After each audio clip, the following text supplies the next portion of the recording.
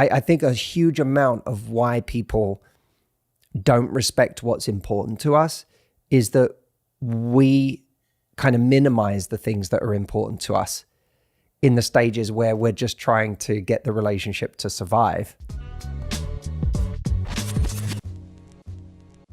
Welcome back to Love Life. Today's episode is all about why we stay in painful and difficult relationships or dynamics, either in our romantic life or in our familial friendship life, for too long, and what we can do about it if we want to get ourselves out of these situations, or if we want to remain in these situations and teach people how to treat us better.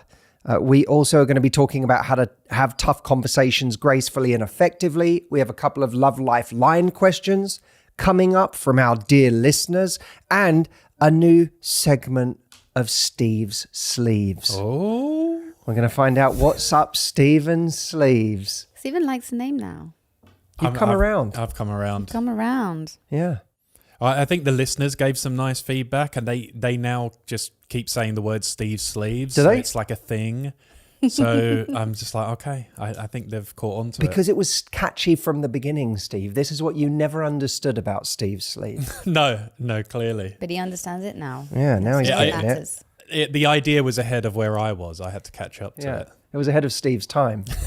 So we also have some amazing stuff coming up this month for all of our Love Life members. Of course, Stephen, you just released a new course on the 15th. Can you give us one line on what that's about? It's on flirting and communication in early attraction and how to get it in the early dating stage. That has just come out inside the Love Life app.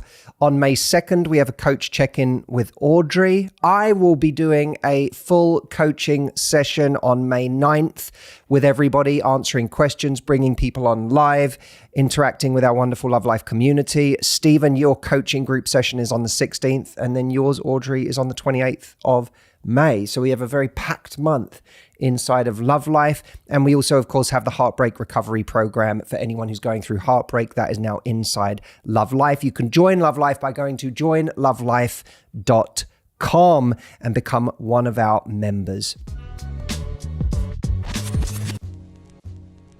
Now, let me ask you a question, Stephen.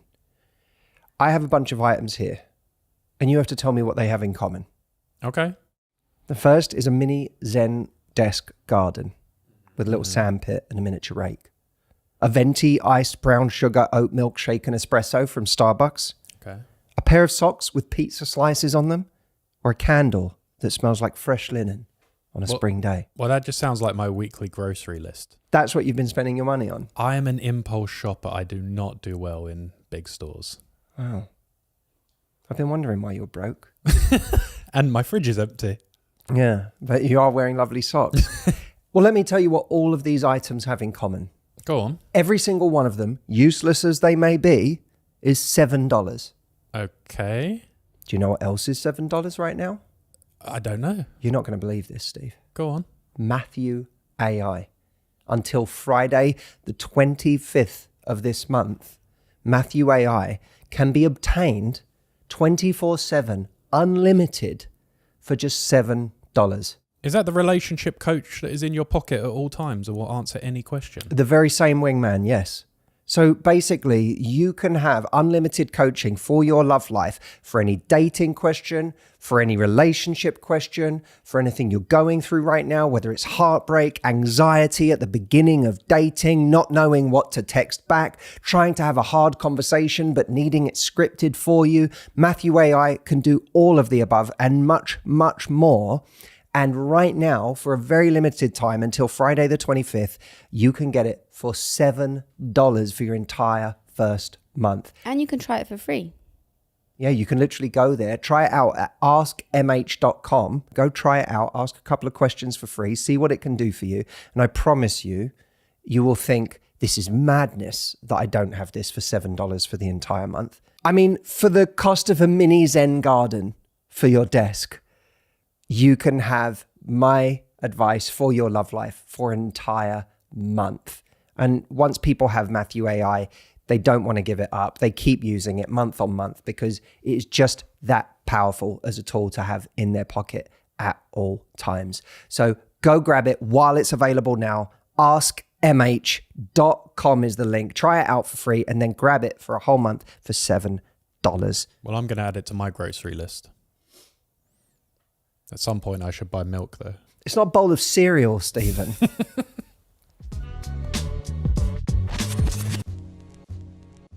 All right, so let's talk about what I see as one of the biggest things that we get asked about all the time, which is bad behaviors. And what's really common is people get curious about, why is this bad behavior happening? And why does this person keep doing this? And they tell the story over and over.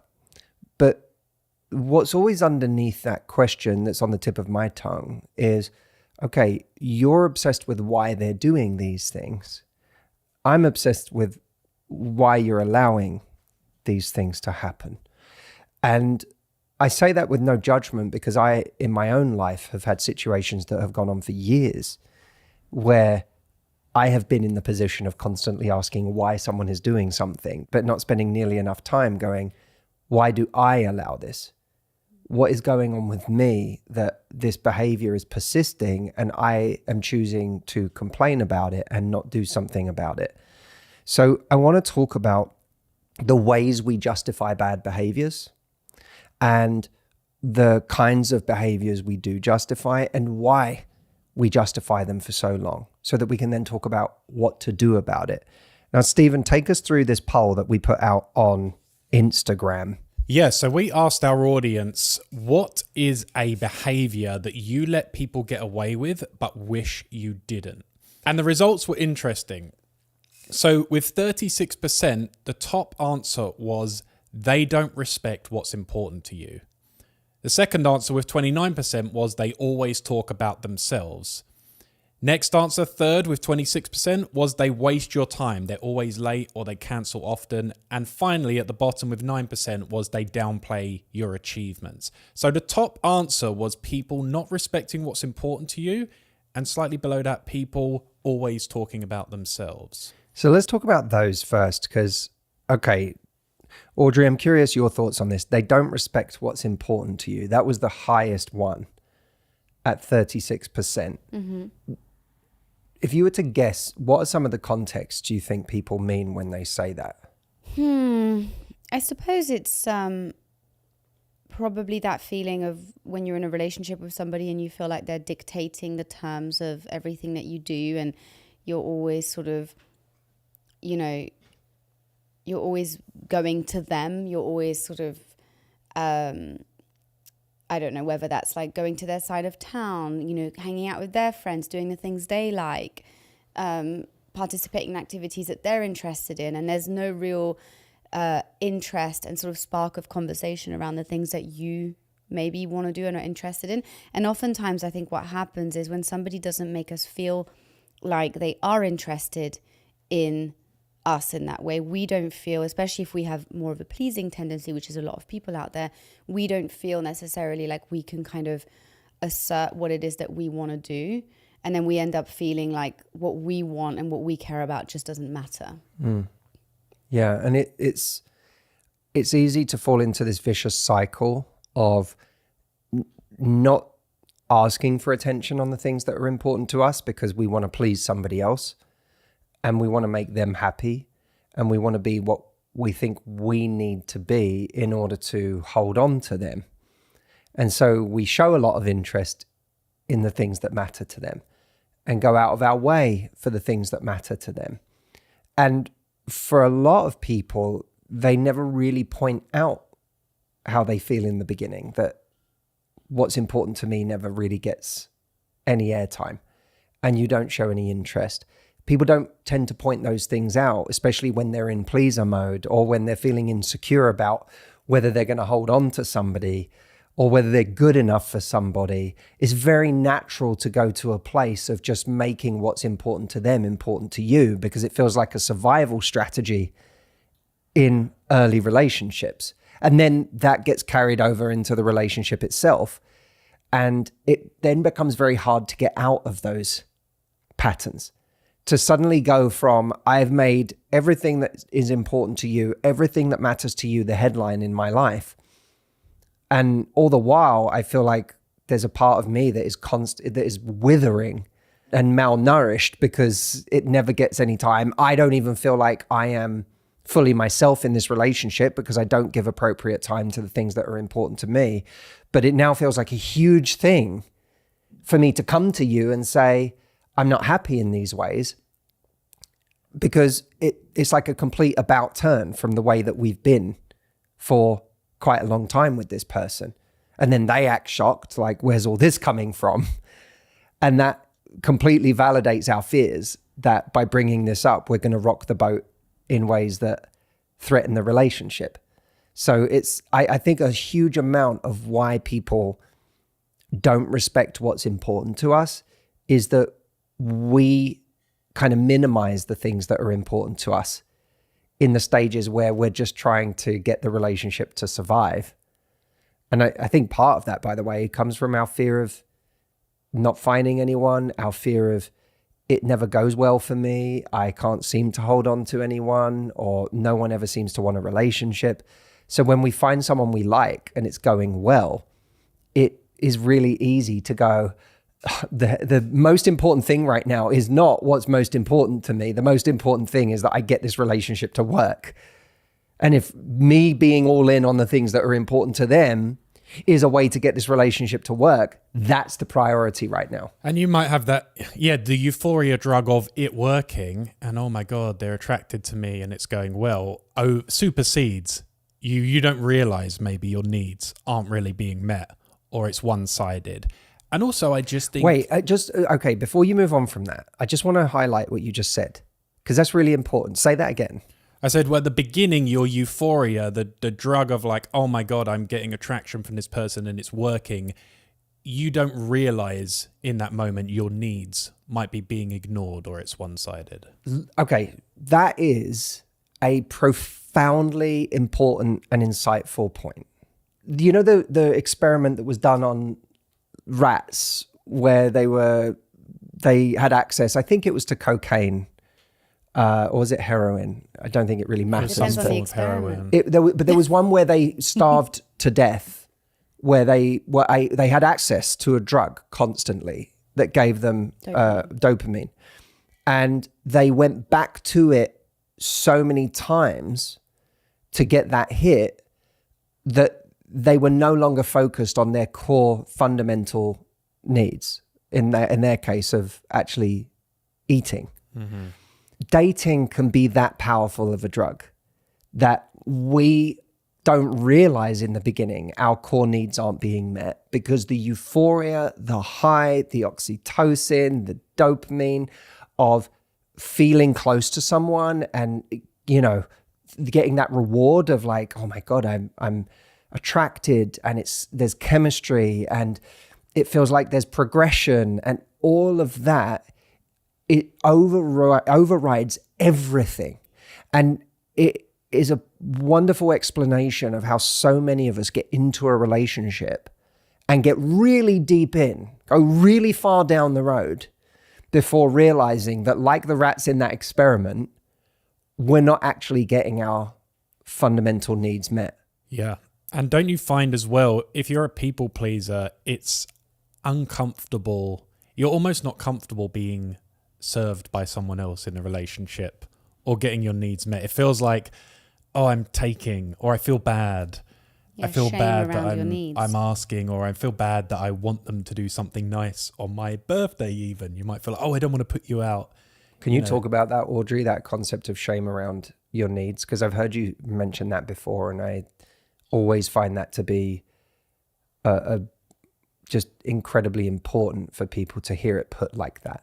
Yeah, I mean, it's what Stephen's saying, really. It's just, it's. I think a lot of us have a lot of shame around our needs. I think we derive our value from almost being at the service of other people's needs. And, you know, we feel like if we want something, there's something kind of indulgent about that and shameful about that and unattractive. And it's going to it's going to push people away. And a lot of this type of kind of thinking comes from just a very deep fear of being rejected, right? And not being wanted. And in a way, having needs is vulnerable because you're showing parts of yourself. You're actually being an authentic version of yourself when you're demanding something and asking for something, versus, I'm not going to ask anything from you, and I'm going to be very measured and controlled about what I bring to you, which is, more inauthentic. But I think a lot of us, I think Stephen's point is great. It's so true. A lot of us just have a lot of shame around our needs. It's almost like, as a test, if your partner was like, I've planned a special, it's going to be all about you today, and we're going to just do whatever you want, and it's all about you. Could you feel comfortable accepting that as a treat? Or would you be like, I don't want to say what I want to do? And, it's like, could you actually accept that as a gift? Yeah, it's just vulnerable, right? Yeah, and it just feels indulgent. like, it feels wrong.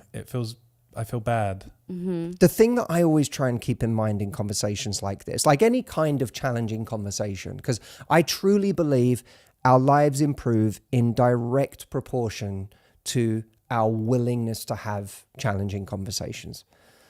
And of course, they can be on the most minor level of having to call up a restaurant, or they can be on the most major level of having a really challenging conversation with your partner or a parent.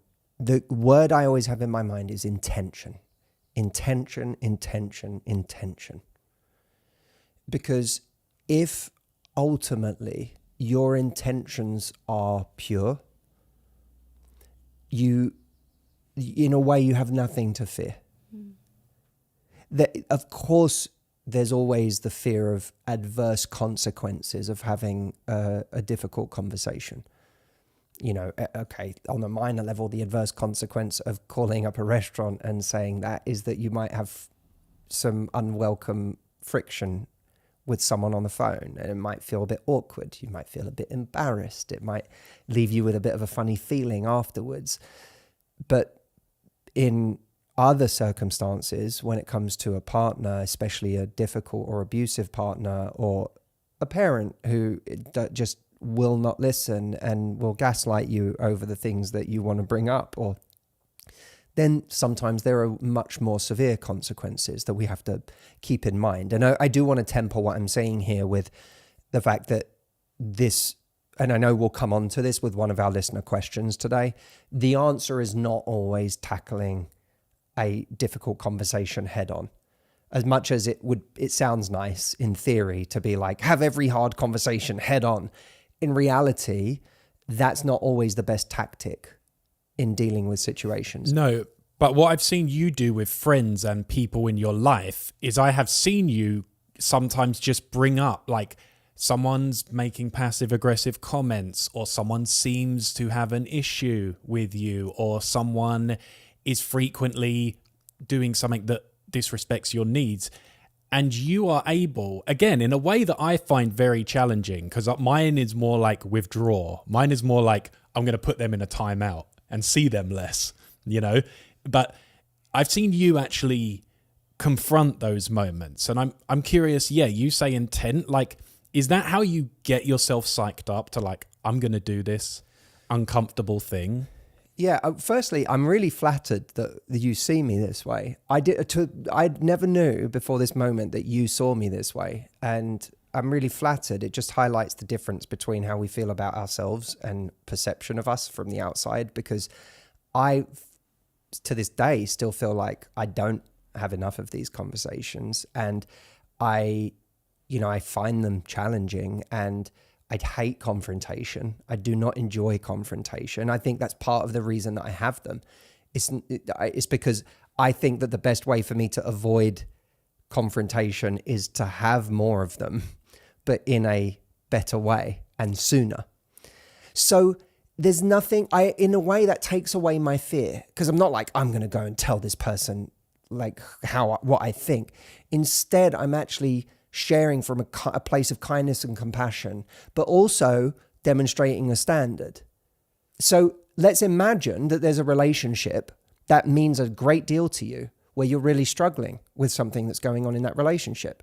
And let's imagine that you're dealing with a good faith actor, not someone who is genuinely abusive, gaslights, manipulates, will say anything to win the argument. Let's say you're dealing with a good faith actor and there is a fundamental kind of bedrock of love in this relationship. Because you can have someone who is selfish and doesn't consider you, but isn't necessarily, you know, a narcissist or a bad person. They're just selfish and self-absorbed, and they're not considering you, and they need to be educated on how to consider you and make you happy. And when you do that, you're not sharing it because they're so selfish and I can't wait to tell them how selfish they are.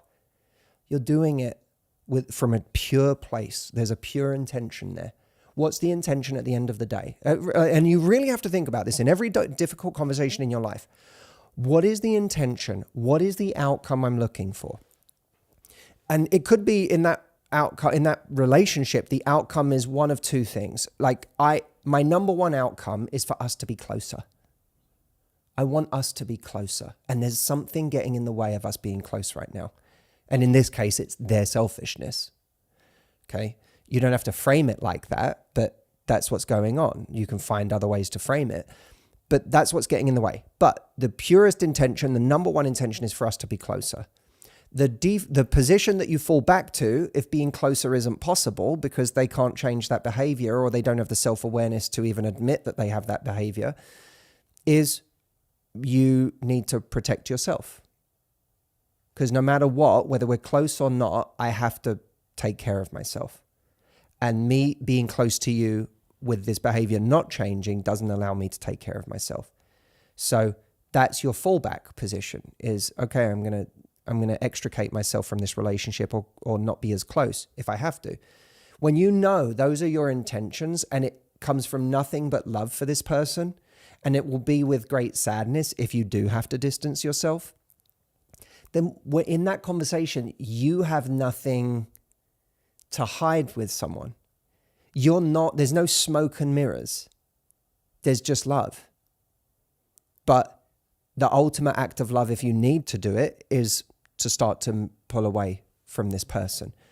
And what do you say to someone who goes, yeah, that's great, but I'm afraid that if I have these conversations, I will, like in the case of a relationship, somebody might say, you know, what if I have that conversation and then I lose them?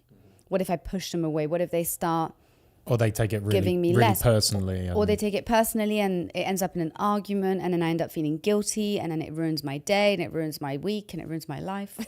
Look, I think what about that? There's in a way, there's two different things to talk about there. First, the stranger who you have that moment with, and they happen to be the kind of person that has zero consciousness, no self-awareness, no accountability, and they just decide now to chew you out for having dared to criticize in some way.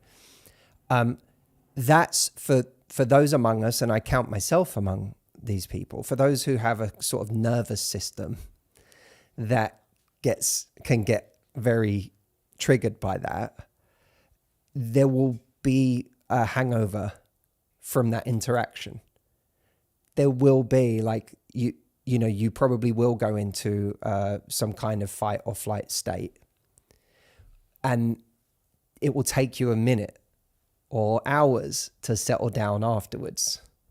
To that extent, it's worth picking which moments matter and which ones don't, right? It's why I avoid those things 9 out of 10 times, because I go, not worth it. And to me, it's not worth it to my nervous system to put myself in one of those situations that's going to agitate me. And now I've got to like settle down afterwards and so on. But sometimes saying something is the appropriate thing. And I think it's really important to get the perspective that while our nervous system is telling us this person and the way they've behaved is really important and somehow a reflection of us or something we should take personally or internalize, we have to remember that in real life, someone who is like that wouldn't become our friend. someone who is like that wouldn't be someone we would willingly invite into our lives. This is precisely the kind of person that we should spend our lives steering clear of. But that's if I agree with you, but that's if you don't already have friends like that. Because I think actually oftentimes the reason you allow bad treatment to occur over and over again is because that's your pattern. And, I've been there where I've almost gravitated towards people who are antagonizing and who are invalidating of my feelings, and with whom it would have felt absolutely impossible to bring up anything that I was feeling. And you know me, I'm a little bit like you. I'm not really afraid of confrontation. I don't like it, but I'm French. So, it's like we were taught to just speak what we thought from a young age. And it's just not really like, I don't see confrontation as that particularly scary. But I've definitely been in dynamics and relationships, not even just romantic friendships as well, where I've just felt like it's not actually a safe space to bring up those things. And it's not about letting them in, they're already in, and it's already a pattern that you find yourself continuously repeating, and that shows up in your life over and over again. Because then when you do meet someone romantically, let's say, you are then in a place where you don't necessarily feel like you can bring anything up, because what you've been taught through friendships and parents and other situations is that when you do, you're invalidated, you're gaslit, you're rejected, you're iced out, you're stonewalled, all of those things. And so then, or, other people are turned against you, all that sort of stuff that happens. So then even if you are dealing with somebody who isn't like that and who is just maybe being selfish and unaware, you are then completely frozen and incapable of actually bringing it up, because you are just going on the assumption that they're going to react in exactly the same way everybody else in your life reacts. So that's this really, really important and deep stuff. I think there are some simple answers to this, which is, firstly, in order to do anything about a behavior, you have to start actually seeing it. And part of the practice as we go through life is to hopefully get better at seeing behaviors sooner. I think there was a time in my life where if someone was charming enough and they were sat in front of me, at the end of an hour or two, I wouldn't have noticed that they hadn't asked me a single question about myself. I would have just enjoyed their company and said, wow, this person is so dazzling and so interesting, and I love their stories and they're fascinating and so on. Yeah. It wouldn't have occurred to me that I didn't spend a single moment answering any questions about myself. These days, I can still be dazzled by someone, but I am far more likely to get to the end of a dinner, no matter how dazzling someone is, and to realize, I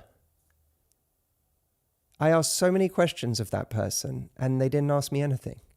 Like I'm much more likely to realize that today than I was 5 or 10 years ago. So being aware of those things is, I think, half the battle.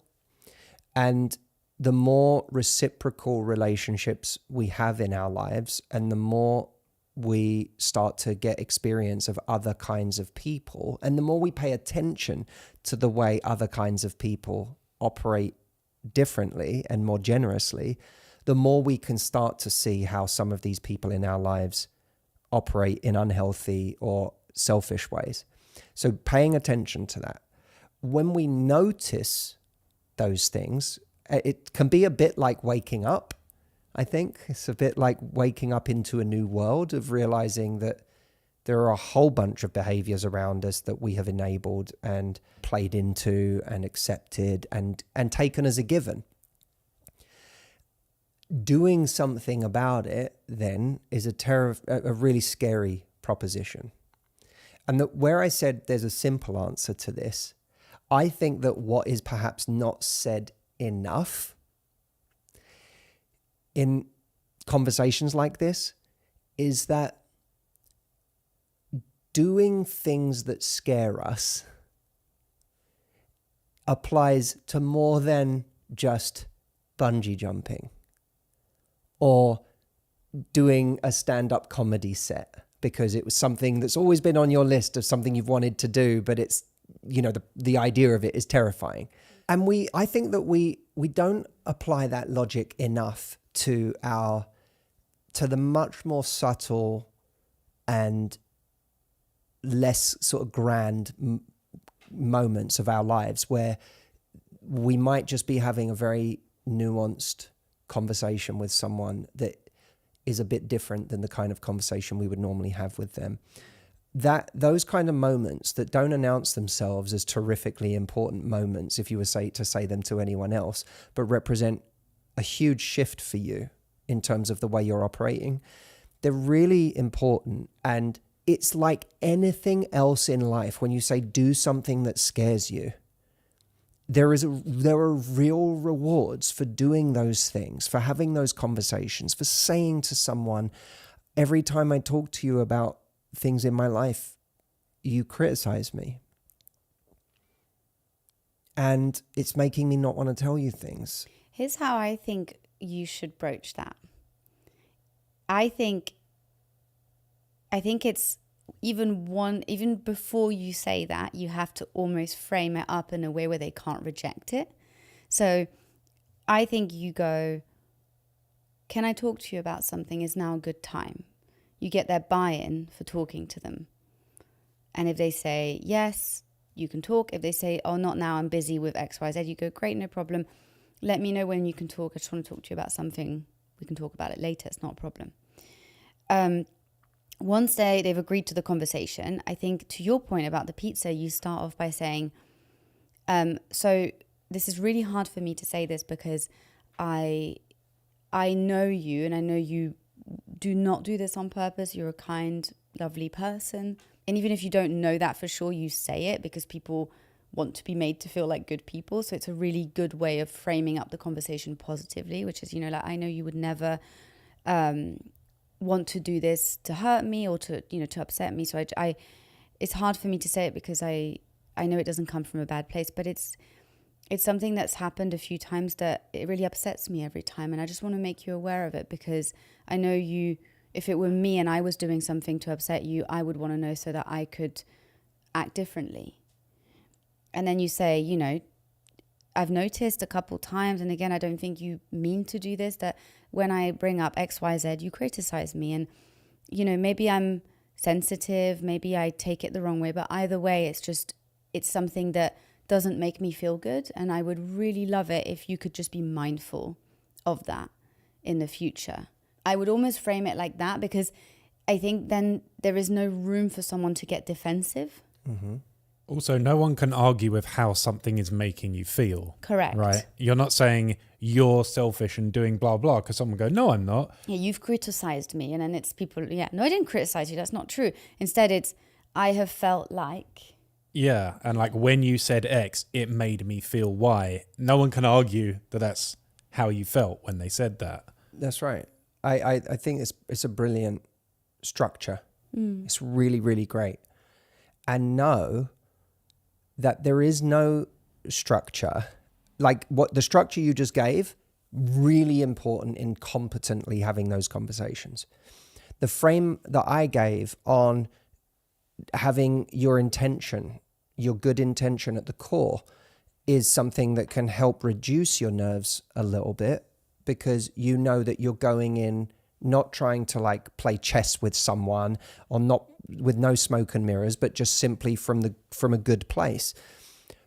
But none of those things will stop these moments from being moments that scare you. Because the nature of them is, if you have avoided them for a lot of your life, or especially if you've avoided them with certain people, there will be certain conversations that as you're preparing to have them will make you feel sick in your stomach, give you a ball in your throat, make your head feel dizzy with nerves. And we have to put that in the same category as anything else in life worth doing that scares us.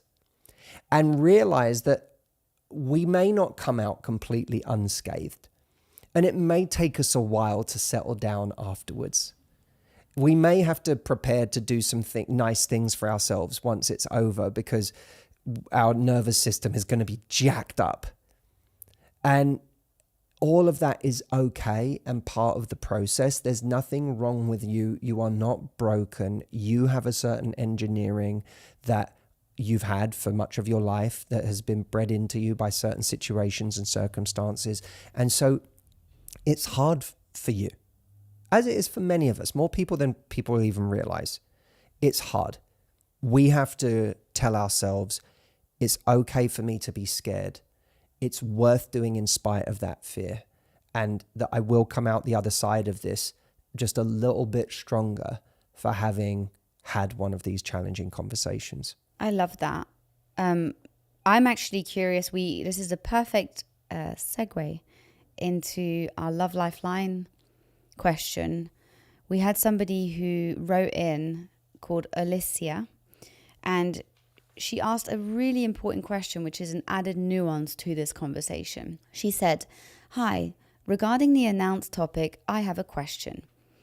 How to co-parent with a dismissive ex-partner that operates on manipulative language, gaslighting, blame shifting, etc.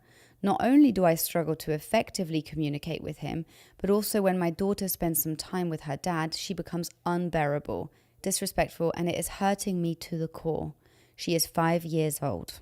Yeah. So this, Alessia, thanks for writing in. It falls into the category I was talking about earlier of not every situation in our life will be benefited by us having a good faith, hard conversation, because we're not dealing with a good faith actor. When I hear that you have a dismissive ex-partner that operates on manipulative language, gaslighting, and blame shifting, that's a bad faith conversational partner. Mm-hmm. And so bringing good faith arguments to that situation is not going to work, because they're not playing the same. They're literally not playing by the same rules as you. So in this case, when you're dealing with that person, there's a technique that I think it was Dr. Ramani introduced me to this technique when dealing with narcissistic or abusive behavior. The technique many of our listeners will have heard, of course, is grey rocking. And the idea behind grey rocking is that you give a very neutral tone to somebody when you're in conversation with them. You keep your answers short. You don't give personal information. So because that personal information will inevitably be used against you. Yeah. And you don't get into it with those people. You give them as little as possible. You make yourself emotionally uninteresting. Yes. And by doing that, you're minimizing the antagonism in that relationship, or the potential for antagonism. There's another idea called yellow rocking, which is the warmer side of grey rocking, which relates to almost bringing a different level of warmth than grey rocking. You still are smiley. You might have very superficial conversations with that person. You keep it light. You don't go into any emotionally vulnerable stuff. You don't go into complaints. You don't go into personal information. You stick to, as we say in England, sausages and the weather, which basically means trivial nonsense conversation. Yes. And it can even involve when they tell you something, being like, "Oh, that's so interesting," or "That's so great. Like, oh, good for you. That's really, really cool." You know, like you can even, there can even be a little bit of a like, it's like almost good for you. Oh, that's, you can just acknowledge, oh, that's good for you. Yeah, Great. Almost the way, not in a overtly pandering way or patronizing way, because that can become antagonistic, but in the most authentic way you can. It's almost like you're treating them like they're a child, like a child with this big ego that you can easily placate by offering a few niceties. But deep down, you know again, intention. Because people are like, why would I do that with someone that is this way? Intention. know what your intention is. Your intention and the outcome you want is to minimize the energy drain that this person is on your life. And if the best way to do that is to be emotionally uninteresting, or to offer them a few niceties that allow them to walk away feeling like there's nothing that's been antagonized, and that gives you a more peaceful life, that can be the right thing to do, because it's not about ego. I was taught this in boxing a long time ago. You do not step into the ring with ego driving you. You don't step into the ring and fight someone angry. The most dangerous fighters are not the ones fighting angry. They're the ones fighting with a cool, calm head. They don't fight a person. This is what Martin Snow once said to me. You're not fighting a person, you're fighting a style. Stop seeing them as a person you're fighting. You're fighting a style. If you see them as a person, your ego will get into it and it will become competitive. If you see it as a style, then you just figure out what's the best style to fight this style. So, Alessia, understand you're not fighting your ex, you're fighting a style. What's the best way to deal with that style? Now, in relation to your daughter coming home and being influenced by his style, this is one of those areas where you have to, be kind to yourself, recognize that you are in a challenging situation. You're not in an easy situation. You're in a challenging situation, and that means, and it's a marathon, it's not a sprint. If this person is going to be there in some way for a long time, then it's a marathon. So you say, how do I run that marathon? First, I need to be kind to myself. I need to keep putting myself around people and influences that are healthy, that are loving, that are kind. I need to have this giant well that I can keep going back to replenish my reserves, to feel good. And when my daughter comes home, I recognize that she is as much, without realizing it, she's as much in this fight as I am. She's 5 years old, and this is a battle between frames. The frame that he gives her and the frame that you give her. And what you want is for your frame to be the stronger frame. For your frame to be the brighter frame. And to play the long game with that, not the short game. To know that you may not win the battle, but you're going to win the war. The war is who she becomes by the time she's 30. The battle is